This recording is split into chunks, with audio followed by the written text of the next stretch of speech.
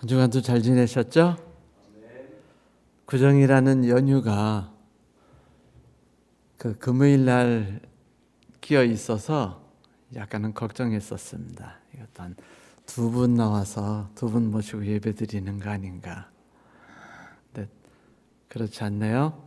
많은 성도들이 나와주셔서 감사하고 행복합니다. 그리고 구정이라는 것을 확실히 느끼겠어요. 그렇죠? 네. 날의 양도 그렇고 하얀 양도 그렇고 다 함께 얼굴을 볼 수 있는 특별한 날이 되었습니다. 마음이 즐겁고 행복합니다.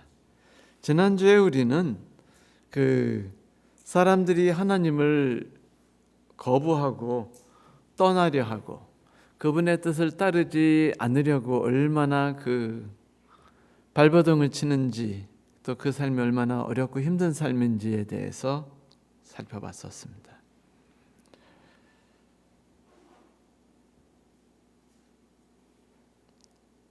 그런데 물론 사단은 세상 사람들과 그들의 악 속에서만 활동하는 것은 아니죠.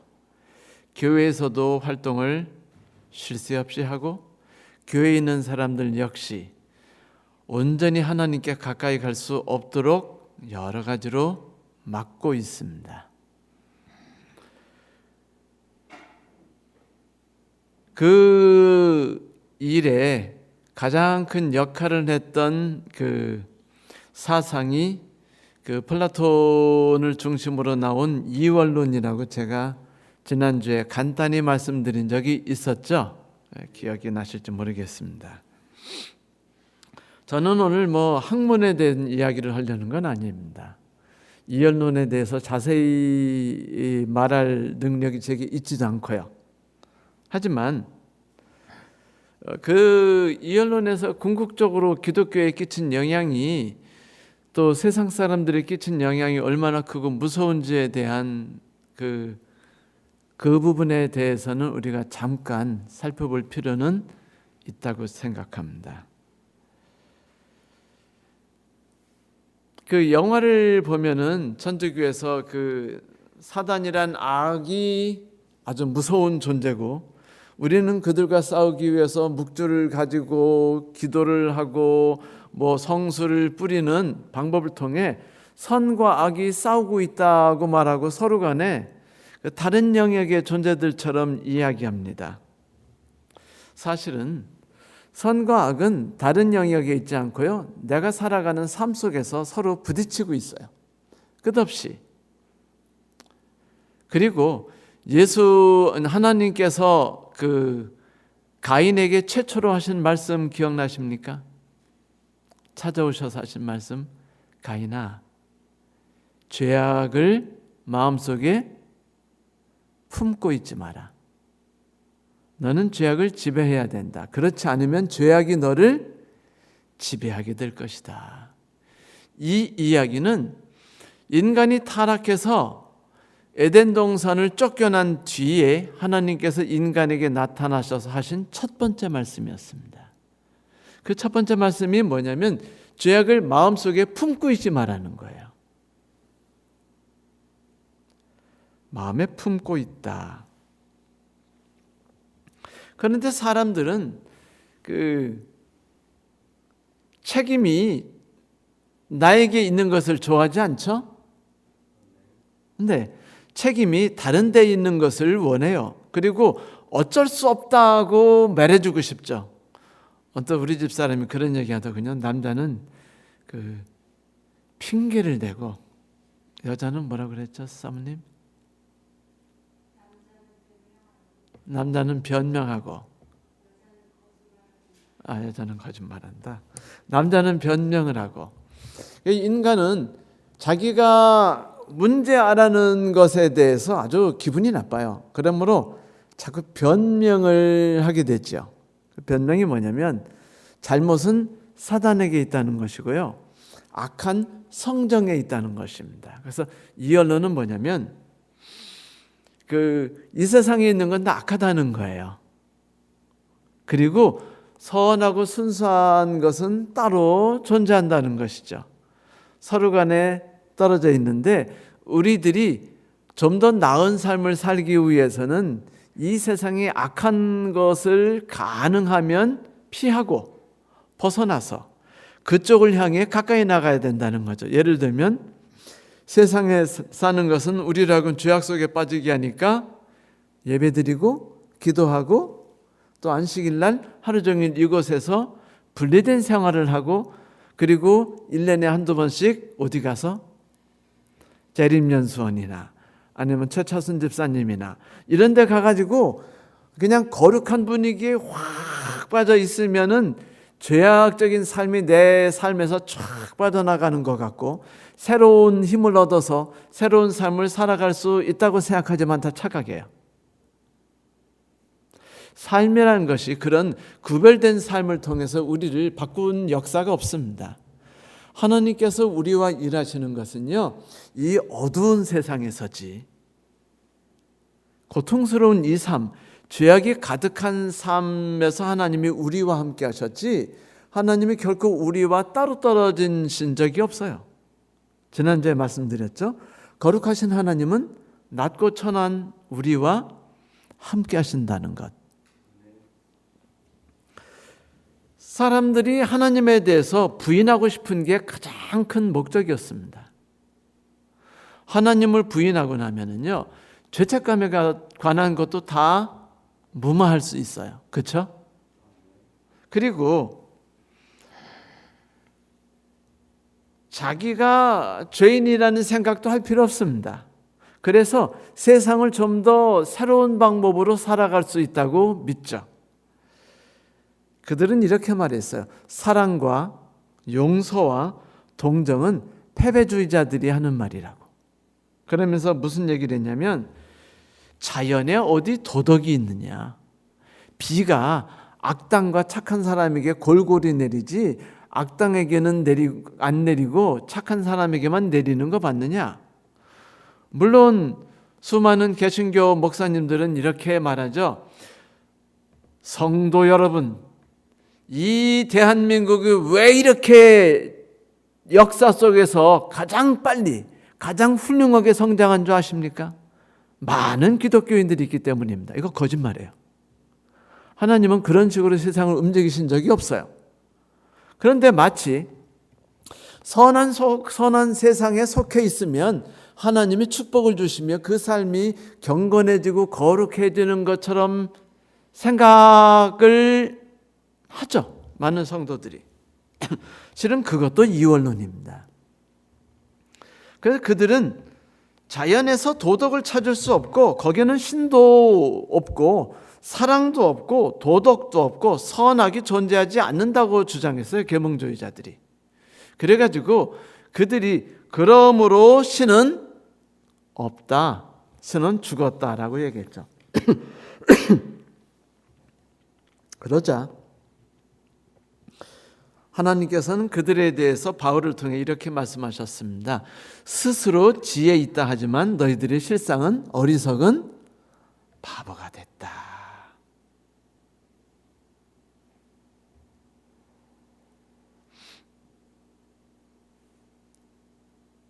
재미난 낙서가 독일의 어떤 화장실에 있었는데 그게 유명한 낙서가 됐어요. 맨 위에 뭐라고 써 있었냐면 신은 죽었다. 그리고 옆에다가 니체. 근데 그 밑에 뭐라고 썼냐면 너는 죽었다. 신. 그러니까 니체야 넌 죽었다. 그리고 옆에다가 신이라고 썼어요. 그러니까 그 밑에 뭐라고 써 있는 줄 아시죠? 너희들 둘 다 죽었다. 청소 아줌마. 이게 이 만담이 의미하는 바가 뭐겠어요? 이제 하나님이 없다고 하고 그 다음에 더 나은 것이 없다고 하다 보니까 이제 더 나은 가치를 찾아보기가 어려운 세상이 됐어요. 그러다 보니까 세상이 뭐를 향해 달려가요? 더 나은 이득, 그리고 내가 좀 더 나만 이래도 좀 더 나은 삶을 살아가는 것, 이런 것에 많이 꿈을 꾸죠. 그래서 우리들의 모든 관심사는 땅값 오르고 내가 그것에 올라탔는지, 주식값이 오르고 내가 올라탔는지, 정부는 왜 하필이면 내가 산 땅값은 내리려고 그러고, 다른 사람이 산 땅값은 올리려고 하는지, 이런 모든 것에 대해서 아주 힘들어하고 기분 나빠요. 그래서 요즘 인간들은요, 한마디로 정의하면 이거예요. 기분 나쁘고 분하다는 거. 그게 요즘 인간들이 갖고 있는 모든 생각입니다. 하나님을 버린 것이 결코 이롭지 않았어요. 실상은 그것이 우리를 가장 어리석은 상태와 비참한 상태로 만들었죠. 여러분, 그러자 하나님이 그들을 내어버려 두셨습니다. 그것은 그들의 삶으로 나가게 된다면 그 끝이 어떤지를 너희들이 보라는 것이에요. 물론 장미 가시에는 장미꽃이 피듯이 하나님이 어둠 가운데 내버려뒀다고 해서 그 어둠이 끝없이 모든 사람에게 불행을 갖다 주는 건 아니에요. 제가 최근에 아주 목숨을 걸고 듣고 있는 그 연주가 있어요. 그거는 이제 한수진 씨라는 유명한 바이올리니스트인데, 그분이 연주하는 음악을 제가 아주 열심히 들어요. 최근 한 두어 달 동안 열심히 들었습니다. 근데 그분의 음악은요, 뭔가 남하고 달라요. 감정이 풍성하고요. 그리고 항상 그 얼굴에서 빛이 나오는 것 같은 행복감을 갖다 줍니다. 그런데 왜 저 사람 음악은 저렇게 아름답고 저 사람의 음악을 설명할 때는 세상의 만물을 깨달은 것처럼 그렇게 겸손하게 말하는데도 그렇게 할 수 있을까 고민했는데 최근에 그 이유를 알게 됐어요. 저는 그 한수진 씨라는 분이 아주 젊어서 정말 어려서부터 천재적인 교육을 받고 그 다음에 세계에서 가장 어려운 콩쿠르에 한국인 최초로 거기서 그 2등상을 받고 하면서 아주 그냥 완전히 날렸었는데, 그분이 연주하는 음악을 통해 많은 사람들이 정말 큰 감동을 받았었어요. 그런데 이 여인에게는 심각한 사건이 있어서 유명해지지 못했는데, 그게 뭐냐면요, 턱관절이 어릴 때 다친 상처 때문에 수술을 해야 돼요. 수술하지 않으면 안 되는데 한 2년 동안 음악을 연주 못하게 됐답니다. 그래서 수술을 했어요. 그런데 잘못 수술해가지고 이 수술이 몇 년 갔는 줄 아세요? 8년이 갔습니다. 여러분, 16살에 세계 최고의 정상에 올랐고 그 다음에 하늘을 날라서 유명한 연주자가 돼야 하는 바로 그때부터 연주를 못해가지고요, 8년을 바이올린을 들지 못했어요. 인생 끝났죠? 네? 그게 재작년까지예요. 그래서 인생이 망쳤었어요. 그런데도 불구하고 이분이 아주 언제나 밝게 웃어요. 저는 연주자 중에 그렇게 해맑게 밝고 따뜻하게 그 얼굴 표정을 짓고 언제나 긍정적 생각을 갖고 있는 연주자는 처음 봤어요. 그런데 그래서 감동을 받았는데, 그분이 그 MBN 에서 하는 특별 프로그램에 나와서 강연을 하는 걸 들었는데 충격을 받았어요. 뭐냐면 자기는요, 왼쪽 귀가 안 들리는 사람이래요. 장애아래요. 유전적으로 선천적으로 장애를 합니다.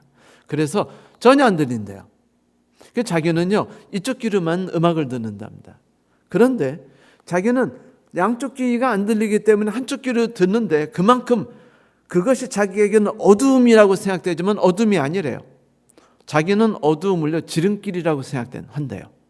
어둠은 자기로 하여금 자기의 개성을 꽃피게 하고 오히려 성공하게 하는 디딤돌이라고 생각한답니다. 그래서 비록 자기는 그런 삶 살았지만 보래요. 자기만이 아니라 아이작 펄만도 그렇고 수많은 사람들이 전혀 안 들리고 전혀 안 보이고 완전히 몸을 움직이지 못하는 상황에서도 그 모든 걸 딛고서 세계적으로 위대한 사람이 된 것은 사실은 어두움을 극복했기 때문이 아니고 어두움이 그들을 도왔기 때문이라고 이야기했습니다. 자기가 이만큼 삶을 살고 한 것은 그 어두움이었다. 어둠이 자기 삶을 다채롭게 만들었고 화려하게 만들었고 그리고 삶을 윤기 있게 만들었다고 제가 아주 감동받고요. 강의 듣다가 막 눈물이 났어요. 그런데 수많은 사람들이 그 강의를 듣고 많이 울고 행복해했습니다.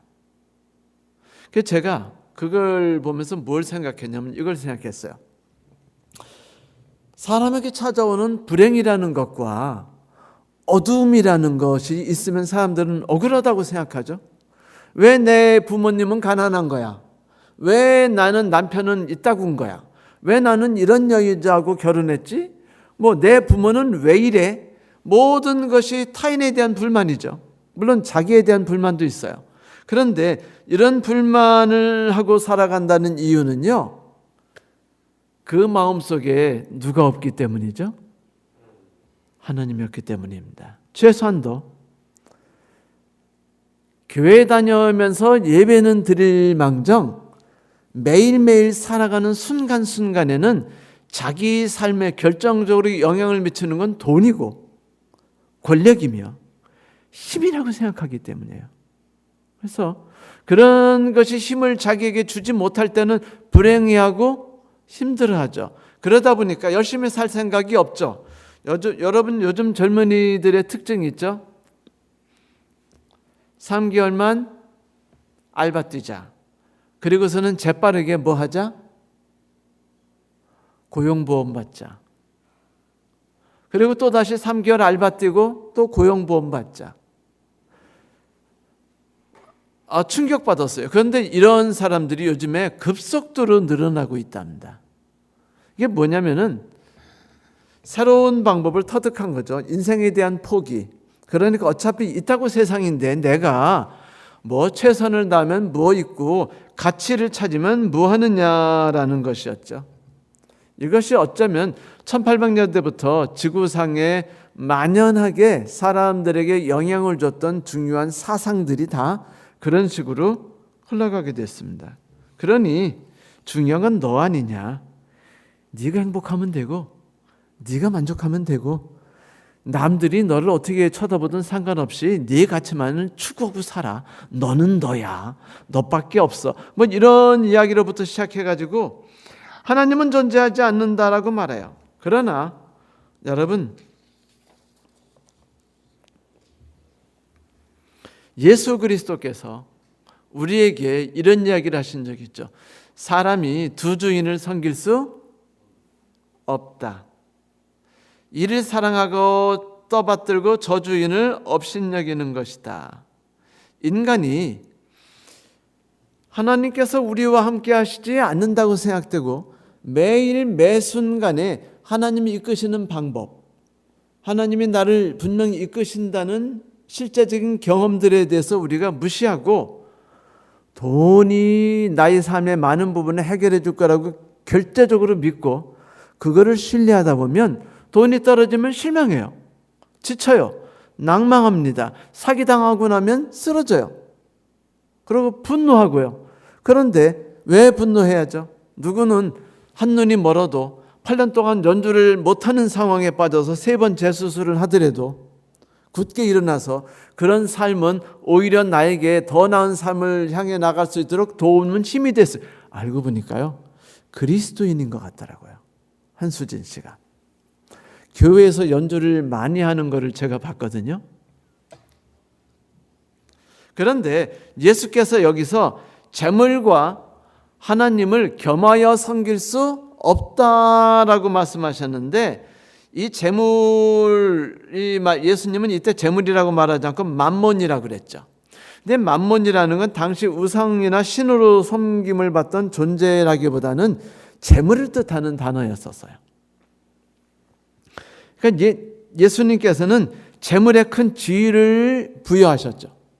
그래서 사람들이 보기보다 재물을 너무 많이 섬기고 많이 의지한다는 거예요. 내가 살아가는데 행복을 주는 것에 주된 역할을 주는 것은 하나님이 아니라 재물이라고 생각하는 생각을 많이 갖고 있다는 거죠. 그래서 재물을 잃어버리면 낭망해요. 또다시 일어나기가 힘들어지죠. 하나님께서 내게서 재산을, 배물을 빼앗으셨으니 필요할 때 하나님이 언제나 주실 것이라는 생각을 하기가 힘들어져요. 예수께서는 우리에게 이것을 경계하기를 매우 요청하셨는데, 그것은 그런 삶이 하나님을 거부하는 자로부터 흘러가는 삶이기 때문이에요. 그러면 뭐예요? 불행해져요. 비참해집니다. 분노가 그의 삶을 지배하고요. 억울하다는 생각을 자꾸 합니다. 그러다 보니까 이 억울한 세상에서 나가 착하게 살고 선하게 살고 이해하고 용서하고 양보하고 살면은 나는 뭐 되는 거예요? 나는 뭐 되는 거죠? 패배자가 되는 거예요. 이렇게 생각하게 된 처음의 근원은 뭐였냐면 하나님의 능력과 하나님이 나와 함께 하신다는 것을 거부하고 부인하는 데서부터 이런 모든 것들이 왔다는 것이죠. 이 죄는요, 이런 생각들이 우리 마음속을 우리가 품고 있으면은 이 죄들이 우리를 지배하기 시작한다고 사도 바울은 우리에게 분명히 이야기해 줬어요. 그것이 우리를 지배한다. 사람들이 하나님을 인정하기를 싫어하므로 하나님께서는 사람들을 타락한 마음자리에 내버려 두셔서 해서는 안 될 일을 하도록 놓아두셨습니다.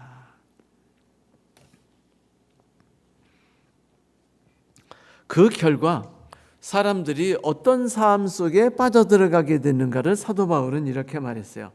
사람들은 온갖 불의와 악행과 탐욕과 악의로 가득 차 있으며 시기와 살이와 분쟁과 시기와 사기와 적의로 가득 차며 수군거리는 자요, 중상하는 자요, 하나님을 미워하는 자요, 불손한 자요, 오만한 자요, 자랑하는 자요, 악을 꾸미는 자요, 부모를 거역하는 자요, 우매한 자요, 신의가 없는 자요, 무정한 자요, 무자비한 자들입니다.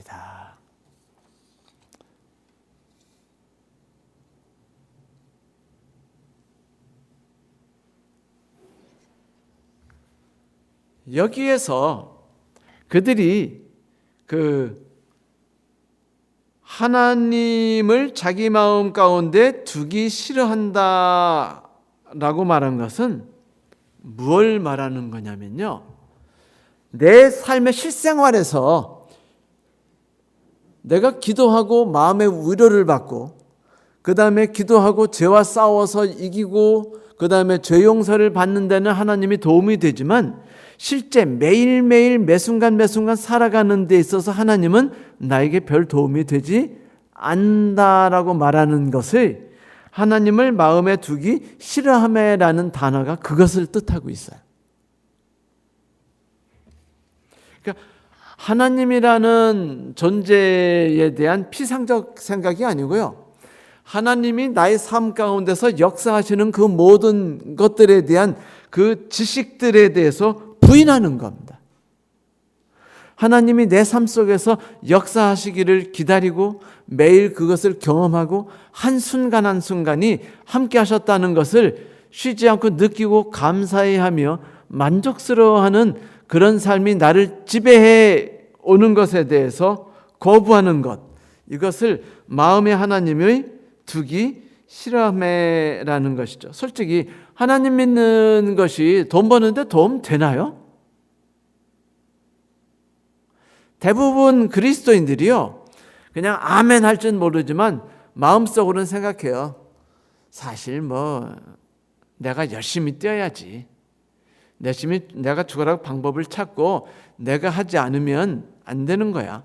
그 이야기를 하는 것이 나쁜 건 아니지만 그 순간 우리는 뭐를 잃어버리게 되냐면 하나님이 나를 이끄신다는 것과 하나님이 나를 의의 길로 이끄신다는 것, 나의 삶을 돌보신다는 것, 모든 것을 순간적으로 거부하는 게 돼요. 그럼 하나님은 언제 나의 삶에 껴들어서 언제 나를 이끄시는 거죠? 여호와는 나의 목자신이라는 것은 내 삶의 어느 부분에서 와닿는 겁니까? 만약 우리가 매일매일 살아가는 데 있어서 인생에 하등 도움이 되지 않는다고 믿는다면, 용서하거나 이해하거나 양보하거나 겸손히 이뤄낸 게 뭔가라고 생각된다면, 복수하지 않고 욕심을 내지 않으며 이렇게 산다면 세상을 어떻게 살아갈 수 있을까라고 생각된다면 그 순간 우리는 이미 큰 문제에 봉착하는 거예요. 하와가 잠시 하나님을 떠날 때 바로 그런 생각을 했던 것이었죠. 그런데 하와가 그 죄악의 결과가 얼마나 무서운 건지 알았으면은요, 하나님이 미리 안 알려주셨을 것 같아요. 만약 하나님이 하와에게 앞으로 될 일을 미리 보여주셨다면요, 노이로제 걸리고 죄책감 속에 자살했거나 견디지 못했을 것 같아요. 생각해 보세요. 수천 년 뒤에 수많은 사람들이 서로 죽이고 서로 빼앗고 하나님을 불신하는 사람들이 지구를 정복해 있고요. 모든 악과 음란한 행위와 비겁하며 공포스러운 삶이 우리의 삶 가운데 가득하다는 것을 알았으면 견디겠어요? 내가 선악과 따먹은 그 행위 하나가 이렇게도 무섭게 세상을 완전히 비참하게, 무섭게, 악하게 만들었을까를 안다면 견디기 어려웠을 겁니다. 하지만 그녀는 살아있을 때 봤어요. 첫째 아들을 잃어버렸고 둘째 아들이 살해당하는 걸 봤거든요. 여러분, 하나님이 내 삶 가운데 주인이 되시는 것을 거부한다는 것이 얼마나 무서운지 몰라요. 하와는 그것을 시작하고 얼마 되지 않아 두 아들을 잃었습니다. 그리고 그 순간에 남편이 자기에 대해서 책임지지 않는 무책임한 인간이라는 것을 깨닫게 됐어요. 남편은 변명만 할 뿐이죠. 책임지지 않고. 이런 것을 깨닫고 나니까 분노가 치밀어요. 그런데 하와가 선악과를 따먹기 전에는 하나님이 나의 삶을 인도하신다라고 믿고 있는 동안에는 내가 하나님께 나아가는데 내 힘으로 내가 무언가 해야 돼 라고 생각하기 전에는 그는 그런 것을 느끼지 못했어요. 그런데 그가 내가 내 힘으로 무언가를 해야 돼 라고 생각하는 순간 그는요, 남편이 결점이 보이기 시작했고 문제를 발견하기 시작했고, 그리고 이 험한 세상에서 더욱더 그런 것과 맞서 싸우기 위해서 내가 뭔가 해야 된다는 막 본능적으로 움켜져야 되고 맞서 싸워야 되고 온몸에 긴장을 하게 되니까 스트레스 받아가지고 저녁이 되면은 머리가 아프고 등허리가 아프고 이런 삶에 빠지게 된 거죠. 근데 이 악이 어느 정도였느냐? 사도 바울 때 여러분 지금이 악하다고 생각하지 마세요. 세네카라고 그 로마의 바울 그 유명한 철학자이면서 연설가가 있었는데요. 그 사람이 그 로마의 만연한 죄악이 어느 정도 심할까라고 말할 때 그가 이런 말을 했어요. 지혜로운 사람들은 절대로 분노를 그쳐서는 안 돼. 그치지 못해. 왜? 세상이 너무도 악하기 때문에, 상상을 초월할 만큼 악하기 때문에 그 얘기를 쭉 해요. 뭐 법을 어기며 뭐 이렇게 쭉 얘기하다가 그가 이야기하는 게 뭐냐면요. 집주인은 손님으로부터 안전하지 못하고 양아버지는 양아들로부터 안전하지 못하며 형제 간에는 사랑이 존재하지 않는다. 아내는 자기의 남편을 죽여버리고 싶은 생각에 항상 빠져 있고 남편들은 아내를 어떻게 하면 죽일 수 있을까를 고민한다. 계모는 독약을 먹여서 죽일 생각을 하고 그 양아들은 어떻게 하면 자기에게 상속을 해줄 계모와 계부가 그 죽어버릴 수 있을까를 고민한다. 세네카가 이야기했을 때는요, 이게 뭐였냐면요, 당시 사회에 만연한 죄악상이었다는 것입니다. 실제로 우리가 로마의 죄악상들에 대한 연구서나 논문들을 보면은요, 말로 표현할 수 없어요. 그것이 우리의 상상을 초월한 것이었어요. 그러면서 이렇게 말해요. 내가 지금 표현한 거는 지금 우리 사회에 만연한 죄악상의 일부분만 이야기한 것뿐이야 라고 얘기했어요. 그러면서 마지막에 또다시 얘기해요. 그러므로 우리는 분노로 미쳐야만 한다. 그렇게 세상은 너무도 처참하게 무너져 있다라고 말했습니다. 왜 무너졌을까요? 왜 지구가 이렇게 처참한 분위기로 빠져 있었죠? 그것은 인간이 하나님을 자기가 모셔야 할 위치에 두지 않기 때문입니다. 여러분, 하나님은 우리가 예배드릴 대상이 아니에요. 그것을 멈추는 분이 아닙니다. 하나님은 우리가 죄를 용서해 달라고 그러고, 그리고 기도하면서 도와달라고 해야 되는 그런 대상이 아니에요. 하나님은 내 마음에 들으셔서 나의 삶의 매 순간 매 순간에 주인이 되어 주시기를 간구해야 되는 그런 분이고, 그분은 쉬지 않고 내 삶에 들으셔서 내 삶에 간섭하기를 바라십니다. 여러분, 내게 일어나는 모든 사건들이 우연히 일어나는 게 있나요? 상대방이 악해서, 상대방이 무책임해서, 내가 실수를 해서 아니에요. 모든 것은 다 하나님의 허락 속에 일어난 사건입니다. 사단이 욥을 쳤어요. 정확히 말하면은 욥이 살고 있는 국가 사람 정부가 욥을 공격했고, 이웃 나라 사람, 옆 동네 사람들이 욥을 공격했으며, 하나님이 제 그 바람과 비를 통해서 욥을 공격하셨죠. 모두가 다 죽고 재산이 다 날아갔고 고통 속에 빠졌어요. 그런데 욥은 그 상황이 하나님께서 주관하시고 하나님이 허락하신 것이라는 걸요 받아들이지 못해요. 이렇게 생각해요. 이런 일이 있어도 난 하나님을 섬겨야지. 그런데 여러분 생각해 보세요.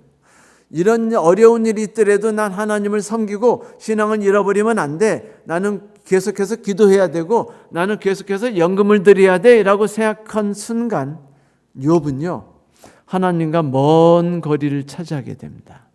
그리고 일주일이 지난 뒤에 욥은 하나님을 공식적으로 부인하게 되죠.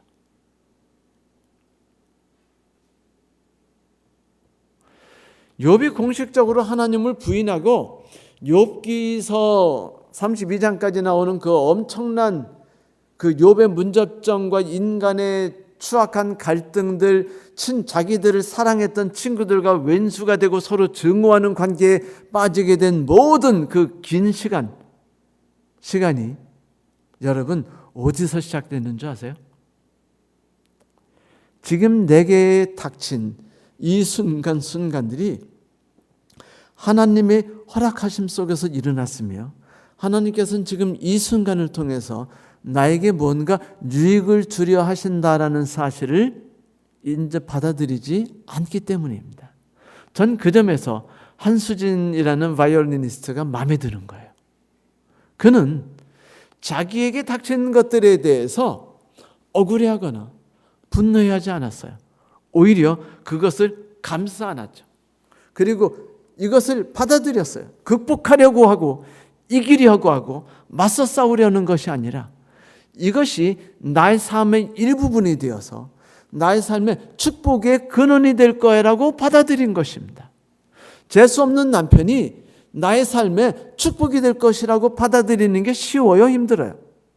이것도 하나님께서 나에게 주신 것이라고 받아들이기가 쉬워요, 힘들어요? 힘들어요. 정말 힘듭니다. 아직 결혼하는 우리 아가씨들은 이 말이 무슨 얘기인지 모를 거야. 다들 그래서 우리는 연애를 진하게 했고 결혼했고 영원히 행복할 겁니다. 여러분 결혼하고요 신혼여행 가면서부터 싸움이 시작되고요. 그 다음에 내가 왜 결혼했지라고 생각하게 됩니다. 그리고 저놈의 자식이 내가 생각하는 그런 남편이 아닌가 왜 엄마 말을 진작 들었어야 되는데 이렇게 생각하게 돼 있어요. 다 왜 그러냐면 하나님께서 나의 삶에 햇빛이 날 때든 어둠이 비칠 때든 그 모든 것에 함께 하신다는 사실을 내 마음 가운데 두지 않았기 때문이에요. 하나님이 계시할 자리를 내가 드리지 않았기 때문입니다. 그분이 내 안에서 옳게 일하시지 않게 했기 때문이에요. 그렇게 되면 인간은요 자연스럽게 인간 노릇의 격을 잃어버립니다. 상실해요. 그래서 하나님이 사도 바울이 말씀하신 대로 인간이 하나님을 떠나게 돼서 인간을 오용하게 되고 인간을 남용하게 되죠. 그러면서 인간은 드디어 큰 죄악에 빠지죠. 죄가 없는 마음이 무뎌지고요. 스스로 지혜 있다고 주장하면서 별 이론을 다 만들고 멋지게 만들고 인간은 천국을 만들 거야 라고 말하지만 실제 우리가 요즘 뉴스를 보거나 뭐 보지만 우리는 곧 이어서 천국을 이룰 거야 라고 말하는 것은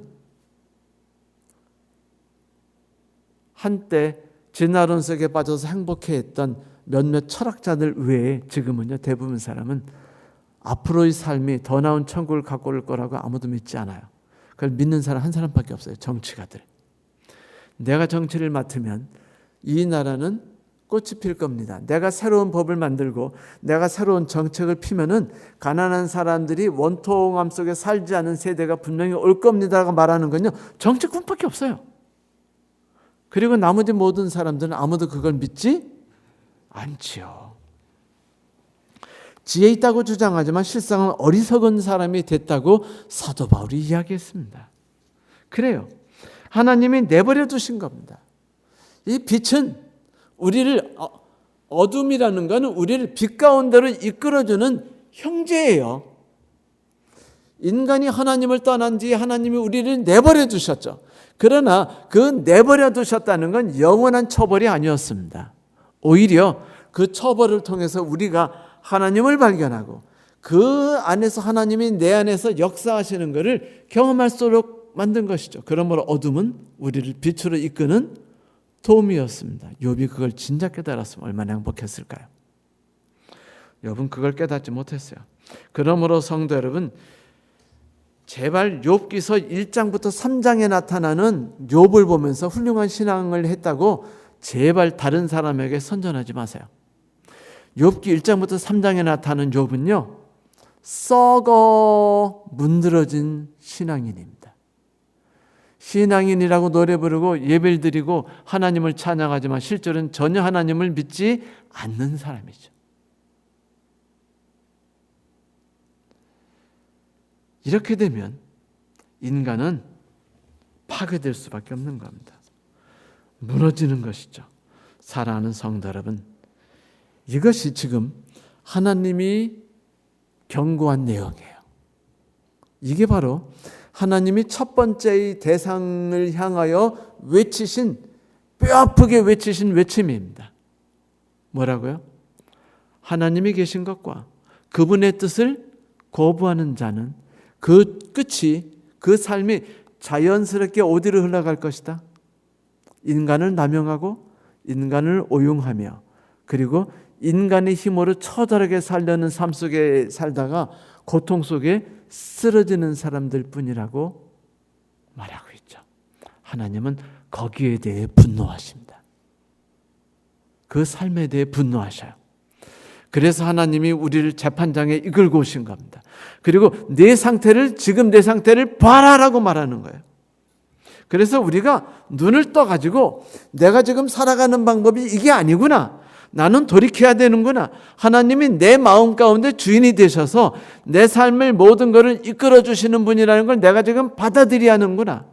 어떤 삶을 만나든지 아무 일을 당하든지 누구를 만나든지 그 사람은 나를 하나님께 더욱 가까이 나가게 하고 나를 더욱더 하나님을 닮아가게 만드는 도움이 드릴 뿐이라고 믿고 감사히 할 수 있는 삶을 산다면 우리의 삶 가운데 많은 불행들은 사라지겠죠. 그래요, 성도 여러분. 첫 번째 심판받은 하나님을 거부한 사람들은 바로 이런 사람들이었습니다. 하나님은 그들을 심판하셨죠. 그리고 하나님은요, 그들에게 안타까운 마음으로 호소하십니다. 내 삶의 자리에 내가 있어야 할 곳을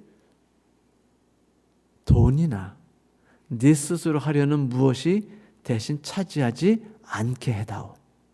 그 자리를 내가 차지할 수 있게 해다오. 이게 로마서 1장 16절부터 33절까지인가 있는 내용입니다. 사랑하는 성도 여러분, 우리는 지난 이틀간, 지난 2번의 시간 동안 이 부분에 대한 많은 생각을 하게 될 기회를 갖게 됐죠. 인간이 왜 타락했으며 왜 죽음이 왔는가를 우리가 만약 고민하게 된다면 우리는 그 삶을 벗어나기 위해서 전 힘을 다해서 맞서 싸우려 할 것이라고 저는 믿습니다. 그리고 이곳에 있는 모든 성도 여러분은 나의 매 순간순간의 삶에 하나님이 나의 주인이 되어 주시기를 소망하는 사람들이 되기를 소망합니다. 결코 한 가지만을 잊지 마십시오. 예배드리거나 기도하거나 찬미하거나 하는 것이 그리스도를 우리 마음 가운데 두는 것보다 결코 더 낫지 않다는 것을 잊지 마십시오. 그리고 그리스도를 내 마음의 자리에 그대로 두지 않는다면 그 모든 종교적인 행위는 종교적인 행위에 불과할 뿐 우리에게 어떤 이익도 주지 않는다는 것도 잊지 않게 되기를 바랍니다. 오늘 말씀을 마치겠습니다. 감사합니다. 아버지 하나님, 우리가 세상의 악한 사람들을 바라보면서 하나님께서 주시는 교훈을 내 삶에 유익이 되는 교훈으로 만들 수 있도록 하여 주시기를 간구합니다. 주여, 저 악에 빠진 불쌍한 사람들이 하나님을 자기의 마음 가운데 두기를 싫어함으로 인해서 그 고통 속에 헤매고 있사오니 우리가 그들이 저지른 죄 가운데 빠지지 않게 우리를 붙잡아 주시옵시고 매 순간 매 순간 하나님께서 나의 삶의 진정한 능력자여 주관자가 되시며 삶의 목자로서 나의 삶을 이끄시는 분명한 일을 하고 계시다는 것을 매 순간 우리가 부인하거나 의심하지 않도록 우리를 붙잡아 주시옵소서. 예수님 이름으로 간절히 기도합니다.